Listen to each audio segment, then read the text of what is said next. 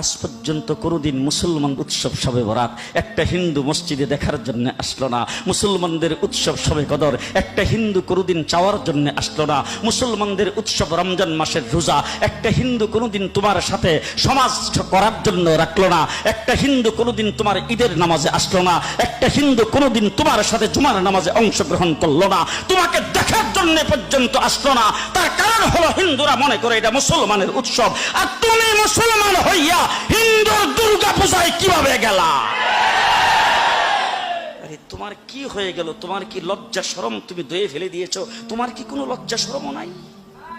তোমার কি কোনো লজ্জা শরমও নাই? আবার কি সুন্দর বলতেছো, ধর্ম যার যার উৎসব সবাই। হাই হাই হাই, ও মুসলমান যুবকেরা ভালো করে শোনো, ধর্ম যার যার উৎসব সবার। তাইলে উত্তর করেন, কাদার মাটি দিয়ে আমি মিজানুর রহমান আজহারি একটা মূর্তি বানালাম। মূর্তি বানিয়ে এটার আগুনে পুড়ে শক্ত বানালাম। এরপর আমি নিজ হাতে রং তুলে দিয়ে ডিজাইন করলাম। এরপরে এটার আমি বসালাম। বলেন তো আমি এটার স্রষ্টা না এটা আমার স্রষ্টা? এটার বানাইছে কে? মিজানুর রহমান আজহারি এই মূর্তির স্রষ্টা। চিল্লা এখন ঠিক কিনা? তো যেটারে আমি বানালাম এটার আবার ওম নমঃ ভগবতী হবে? মাথায় ধরে না।